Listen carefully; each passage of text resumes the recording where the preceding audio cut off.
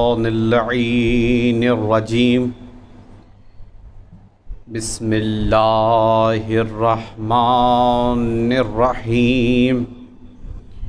الحمد لله رب العالمين، والصلاة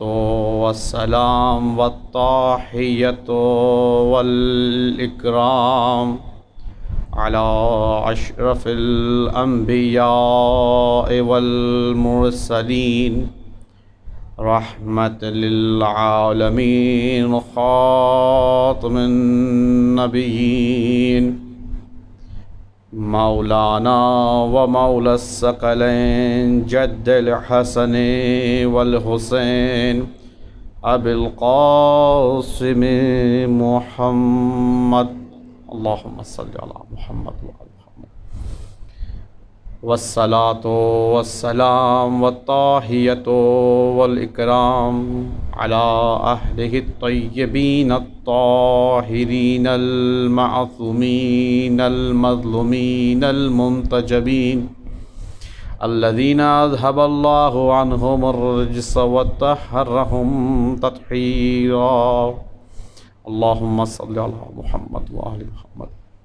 واللعنة على أعدائهم أجمعين من يوم عداوتهم إلى قيام يوم الدين. أما بعد،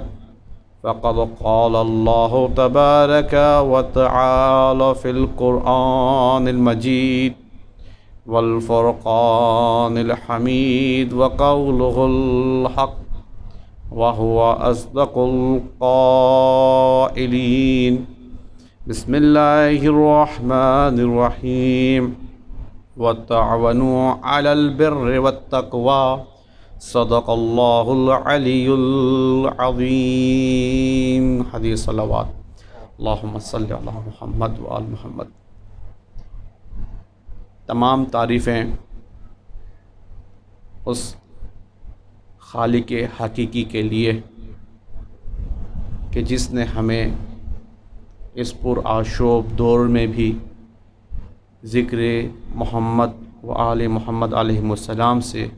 متمسک رکھا، کہ دنیا جہاں اپنے قیمتی وقت کو فضول کے کاموں میں صرف کر دیتی ہے، دنیا دار دنیا کی رنگینیوں میں اس طرح سے محو ہو چکے ہیں کہ ان کو صرف دنیا کی نعمتوں کے علاوہ کچھ نہیں دکھائی دیا جاتا. لیکن وہیں پر کچھ افراد ایسے ہیں کہ جنہوں نے اس دنیا سے صرف بقدر حاجت ہی اس دنیا کو چاہا اور اپنی توجہ کو مرکوز کیا آخرت کی جانب، اور وہ کامیاب ہو گئے. خداوند عالم کا شکر ہے کہ اس نے ہمیں ایسے افراد میں سے چنا. اسی کے بعد ہم دعا گو ہیں ان تمام افراد کے لیے کہ جو اس پرآشوب دور میں دین حقہ کے پرچار کے خاطر، تبلیغات دین کی خاطر مشغول ہیں. بالخصوص دفتر قائد محترم نجف اشرف کے ان تمام اراکین کے لیے کہ جو اپنے قیمتی اوقات میں سے کچھ وقت نکال کر اس دین حقہ کے پرچار کے لیے اور تبلیغات معصومین علیہ السلام کو لوگوں تک پہنچانے کے لیے مشغول ہیں. خدا ان سب کو اور بالخصوص یہاں کی موجود تنظیم اراکین کو خدا کامیاب فرمائے. اما بعد، جیسے کہ آپ کی مقدس سماعتوں کے نظر خداوند عالم کی کتاب لا ریب قرآن مجید میں سے ایک آیت کریمہ تلاوت کرنے کا شرف حاصل کیا کہ جس میں خداوند عالم تمام انسانیت سے مخاطب ہو کر ایک اہم نقطے کی جانب متوجہ کرا رہا ہے، ایک ایسی بات کہ جو نوع بشر کے مفاد میں ہے، اور وہ یہ کہ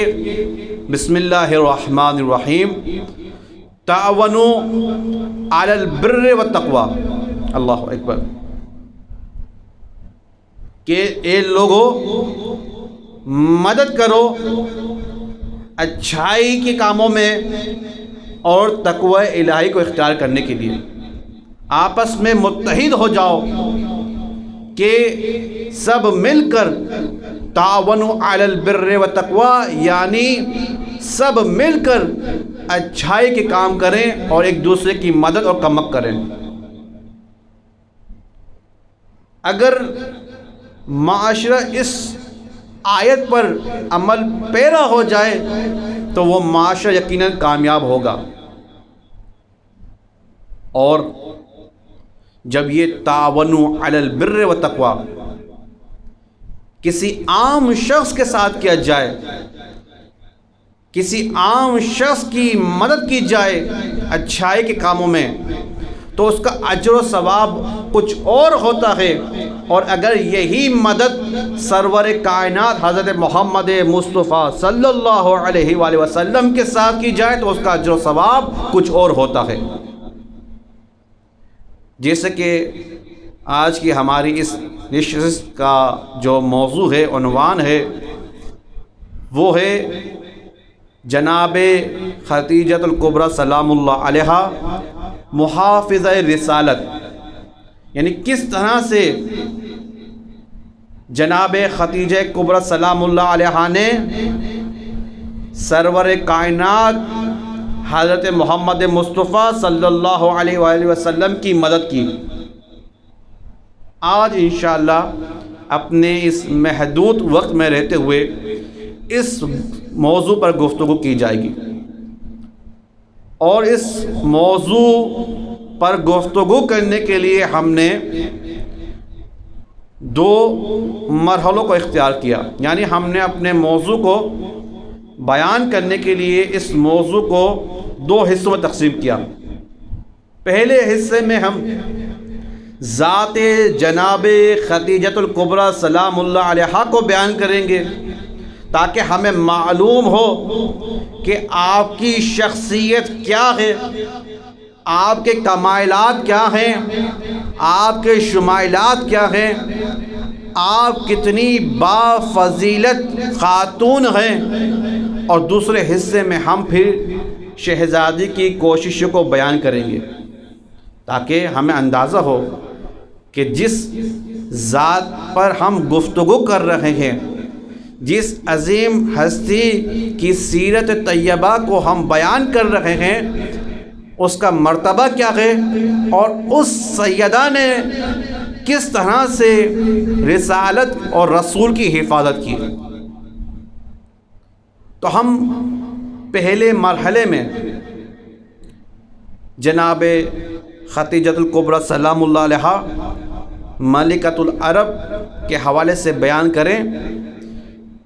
کہ کتاب حق جلال العیون میں علامہ باقر مجلسی نقل کرتے ہیں کہ جناب خدیجۃ الکبریٰ سلام اللہ علیہا سرزمین مکہ بطحہ کی ایک مالدار خاتون تھیں، اور اس قدر خداوند عالم نے آپ کو مال دنیا سے نوازا تھا کہ آپ کی نظیر اور ہم پلہ شخصیت ہمیں تاریخ میں نہیں ملتی۔ علامہ باقر مجلسی قدس روح نقل کرتے ہیں کہ صرف سرزمین بطحا میں نہیں بلکہ یثرب، یمن، مصر، شام اور دیگر جگہوں میں آپ کی اراضی موجود تھی، آپ کی ملکیتیں موجود تھی، اور آپ کی تجارت اس وقت خطے عرب پر محیط تھی۔ اور اندازے کے لیے صرف آپ کے اونٹوں کی تعداد کو جو نقل کرتے ہیں وہ یہ کہ 80,000 اونٹ جناب خدیجہ کبریٰ سلام اللہ علیہا کی ملکیت میں تھے۔ اور ان تمام باتوں سے ہمیں معلوم ہوتا ہے کہ خداوند عالم کی نعمت دنیا سے سیدہ مال مال تھی۔ اور صرف یہی نہیں بلکہ اگر ہم اخلاق کے حوالے سے دیکھیں تو اخلاق کے حوالے سے بھی آپ کی ذات گرامی اس وقت یکتا تھی، آپ کا کوئی مثل نہیں تھا، آپ کا کوئی ہم پلہ نہیں تھا۔ اخلاق کا یہ عالم تھا کہ آپ غریب اور ناتواں افراد کو توانگر کرنے کے لیے، مالی حوالے سے مضبوط کرنے کے لیے ان کو مال و متاع دیتی تھیں تاکہ وہ تجارت کریں اور اپنے گھر کو چلا سکیں۔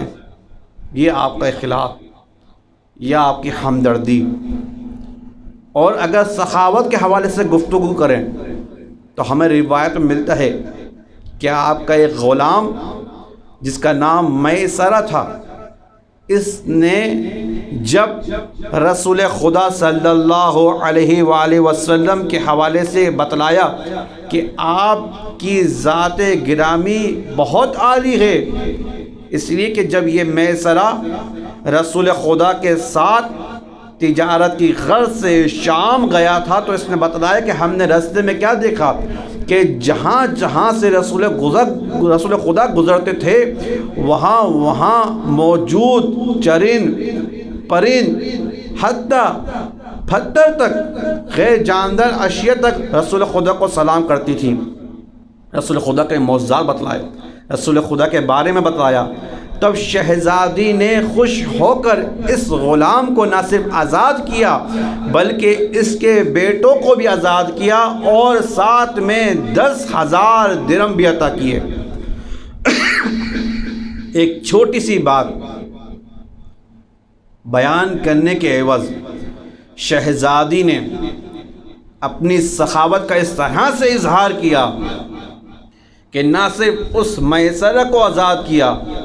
بلکہ اس کے بچوں کو بھی آزاد کیا اور ساتھ میں 10,000 درہم عطا کیے۔ اور یہ روایت میری شہزادی کی سخاوت پر بہترین دلیل ہے کہ چاہے سخاوت ہو یا اخلاق ہو یا مال دنیا ہو، ہر جگہ میری شہزادی کی سیرت بے نظیر اور بے مثل نظر آتی ہے۔ اب آتے ہیں ہم اپنے گفتگو کے دوسرے مرحلے کے جانب۔ ابھی تک ہم نے اپنے اس پہلے مرحلے میں جو یہ سمجھا، یہ بات جانی کہ جناب خدیجہ کبریٰ سلام اللہ علیہا کوئی عام ہستی نہیں تھی بلکہ سرزمین بطحا مکہ کی نامور شخصیتوں میں سے ایک شخصیت اور مالدار خاتون تھیں، عزت دار خاتون تھیں، صاحب اخلاق تھیں۔ اور یہاں تک ملتا ہے کہ بہت بڑے بڑے لوگوں نے جب خواستگاری کے لیے درخواست کی تو آپ نے سب کی درخواست کو ٹھکرا دیا، اس لیے کہ جو معیار آپ کے سامنے تھا اس معیار پر کوئی بھی نہیں اترتا تھا۔ اب آتے ہیں اپنے دوسرے مرحلے کی جانب اور اپنے اصل موضوع کے جانب کہ کس طرح سے شہزادی نے رسالت کی حفاظت کی اور رسول خدا صلی اللہ علیہ وآلہ وسلم کو دشمن کے شر سے محفوظ رکھا۔ آج یہ جو اسلام ہمارے سامنے موجود ہے، یہ اس طرح سے نہیں پہنچا کہ جس طرح سے ہم دیکھ رہے ہیں۔ اس کے پیچھے شہداؤں کی قربانیاں ہیں، اس کے پیچھے لوگوں نے اپنا مال و متاع تک قربان کر دیا، اور انہی میں سے ایک شہزادی۔ جب جناب خدیجۃ الکبریٰ سلام اللہ علیہا کا سرور کائنات سے عقد ہوا، اس وقت شہزادی کی حالت یہ تھی کہ لا تعداد کنیزیں، لا تعداد غلام اور لا تعداد زمینوں کی اراضی آپ کی ملکیت میں تھی، اور جب آپ سرور کائنات کے عقد میں آئیں تو ایک سادہ سا گھر، ایک سادہ سی زندگی، یعنی ایک دم سے طرز زندگی تبدیل ہو گیا۔ لیکن ہمیں کہیں چھوٹی سی چھوٹی روایت نہیں ملتی کہ جو اس بات پر دلالت کرے کہ شہزادی نے شادی کے فوراً بعد شکوہ کیا ہو کہ یہ میں کہاں آ گئی، کہاں میری خدمت کے لیے غلام ہم وقت تیار ہوا کرتے تھے، کہاں میری رہائش عالی شان مکانوں اور محلات میں ہوا کرتی تھی، اور یہ میں کہاں آ گئی۔ اور خاص کر اس وقت کہ جب سرور کائنات نے اعلان نبوت کیا اور سنگ دل کفار قریش کے سامنے خداوند عالم کا پیغام حق کا پرچار کیا، جب تکلیفیں مزید بڑھ گئیں تو کبھی بھی شہزادی نے یہ نہیں کہا کہ یہ آپ کیا کر رہے ہیں، اس کام کو ترک کر دیجیے، اس لیے کہ یہ میری شان کے مطابق نہیں ہے کہ مملکت العرب کے شوہر کو لوگ تنگ کریں، ساحر کہیں، مجنون کہیں، پتھروں کی بارش کریں۔ یہ میری شان کے خلاف ہے، یہ میری غیرت گوارا نہیں کرتی۔ لیکن ہمیں کہیں چھوٹی سے چھوٹی من گھڑت روایت تک نہیں ملتی کہ کبھی شہزادی نے ایسا کہا ہو۔ اس لیے کہ اگر کوئی عام خاتون ہوتی تو وہ یہ کہتی کہ یہ آپ کیا کر رہے ہیں، آپ کے اس فعل کی وجہ سے زنان قریش مجھ سے ناراض ہو گئی ہیں، لوگوں نے مجھ سے ملنا جلنا چھوڑ دیا، اور آپ یہ کیا کر رہے ہیں، چھوڑ دیجئے۔ لیکن شہزادی کی سیرت اور ذات شہزادی اس بلندی کمالات پر فائز تھی کہ نہ صرف یہ کہا کہ آپ اس کام کو جاری رکھیے، بلکہ اپنے مال و متاع اور اپنی جان و قوت کے ساتھ رسول خدا کی حمایت کے لیے اس طرح سے ڈٹ گئی کہ جب بھی سرور کائنات کفار قریش اور کفار مکہ کے ظلم و ستم سے لہو لہان ہو کر گھر میں تشریف لاتے تھے تو آپ کے زخموں پر مرہم رکھتی تھی، آپ کے زخموں پر پٹی کرتی تھی، آپ کی حوصلہ افزائی کرتی تھی اور کہتی تھی کہ گھبرائیے مت، میں خدیجۃ الکبریٰ سلام اللہ علیہا آپ کے ساتھ ہوں۔ اللہ اکبر۔ یعنی اگر کوئی عام خاتون ہوتی تو منع کر دیتی، لیکن یہ تو وہ ہیں کہ جو خاتونان جنت ہیں، بلکہ سیدۃ النساء علیہ السلام کی مادر گرامی ہیں۔ اور یہی وجہ ٹھہری کہ رسول خدا نے فرمایا کہ کائنات کی 4 عظیم خواتین ہیں،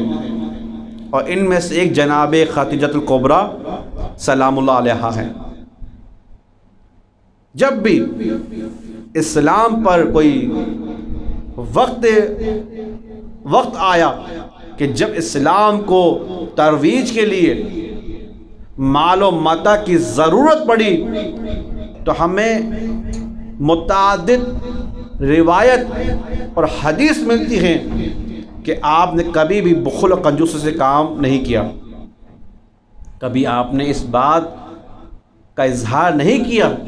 کہ جو میرا مال و متاع ہے، جو میں نے اتنی مشقتوں سے حاصل کیا ہے، آپ اس کو اس طرح سے ضائع کر رہے ہیں اور ایسے کام کے لیے ضائع کر رہے ہیں کہ جو ظاہراً اپنی منزل تکمیل تک پہنچتا ہوا نظر نہیں آ رہا۔ ہمیں کہیں ایسی بات نہیں ملتی،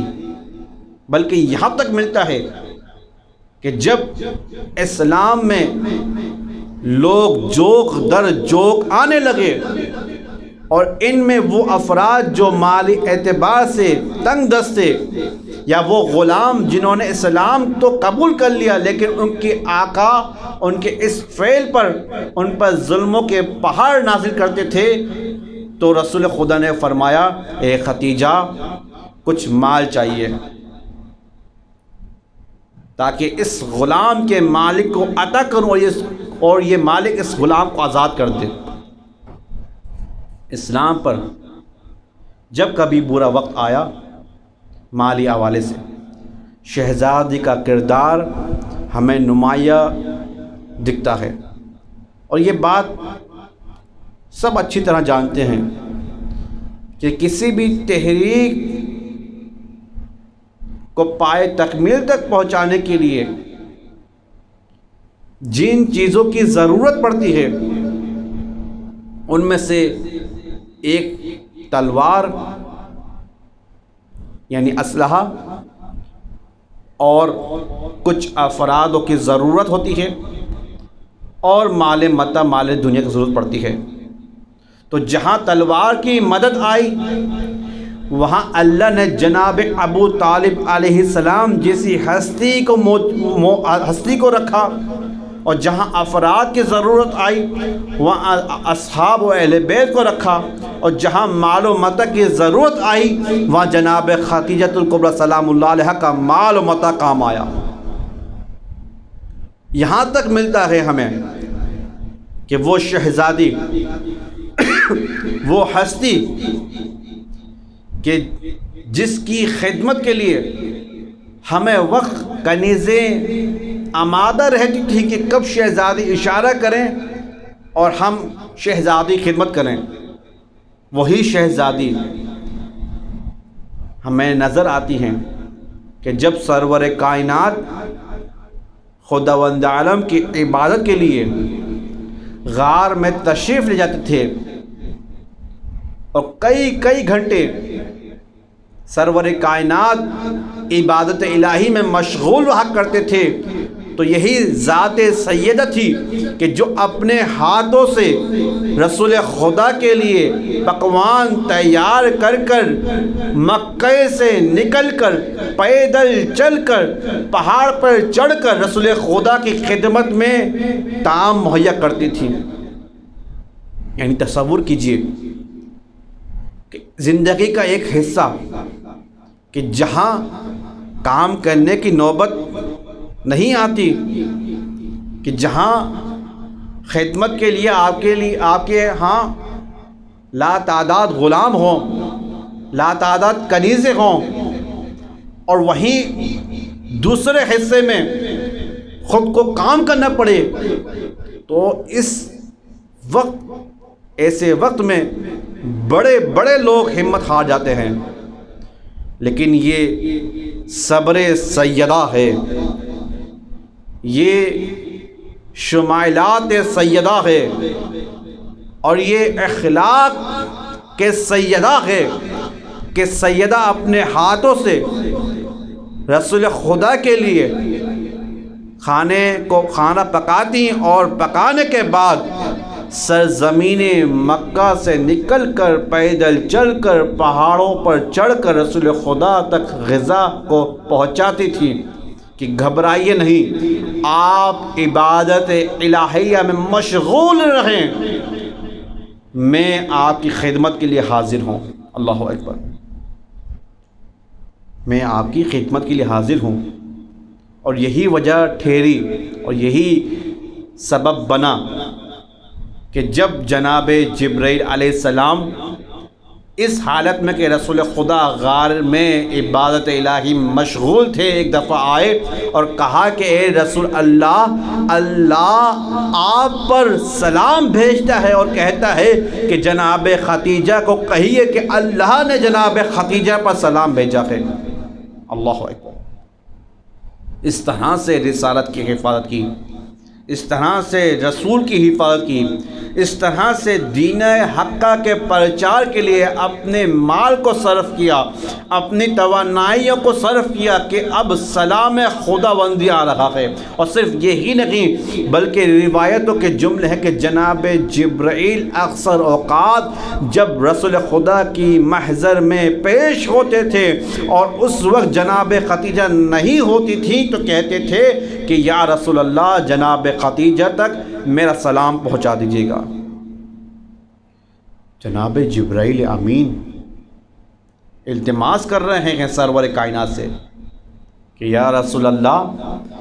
میرا سلام پہنچا دیجیے گا۔ یقیناً یہ بات جذبات میں نہیں، اس لیے نہیں کہ وہ رسول خدا کی زوجہ ہیں، رسول خدا کی بیوی ہیں، اس لیے کہ اگر یہی سبب ہوتا، یہی وجہ ہوتی تو ہمیں بعد میں اور بھی ایسی مستورات ملتی ہیں کہ جن کے لیے کبھی جناب جبرائیل نے یہ نہیں کہا کہ یا رسول اللہ ان کو ہمارا سلام پہنچا دیجیے گا، یا ان کے لیے اللہ نے سلام بھیجا ہے سوائے ذات جناب خدیجہ الکبریٰ کہ آپ کی محنت اس طرح سے رنگ لائی کہ آخرت میں تو آپ کامیاب ہیں ہی ہیں، خاتونان جنت ہیں ہی ہیں، صاحب شفاعت ہیں ہی ہیں، بلکہ زندگی میں دنیا میں آپ کے اوپر خداوند عالم کا سلام آ رہا ہے۔ اور پھر زندگی کا وہ حصہ کہ جس کو ہم شیب ابی طالب کے نام سے جانتے ہیں، کہ جب مکے والوں کا ظلم اس قدر بڑھ گیا کہ اب کفار مکہ نے یہ طے کیا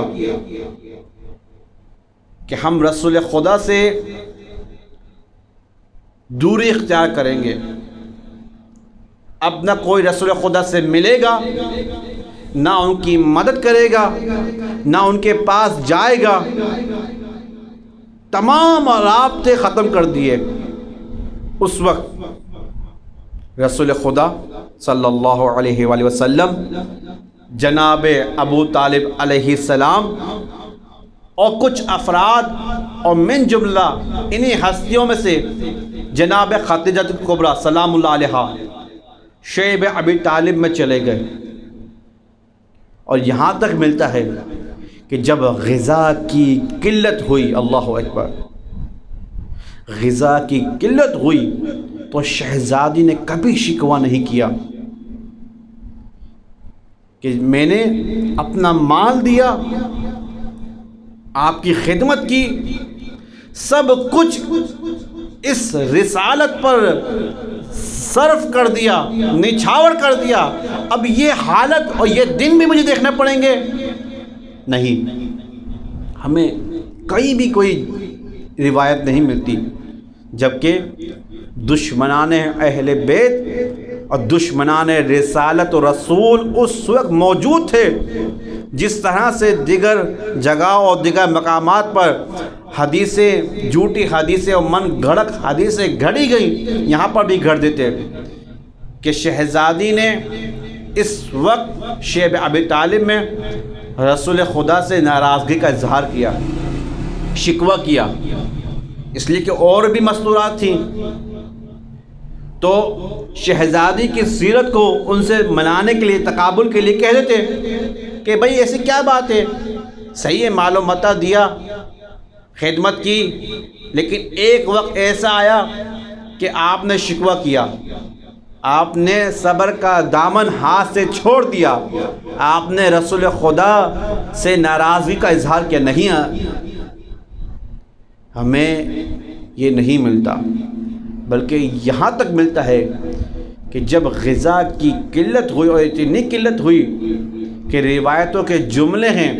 کہ جب بھی کوئی شیب ابی طالب کے پاس سے گزرتا تھا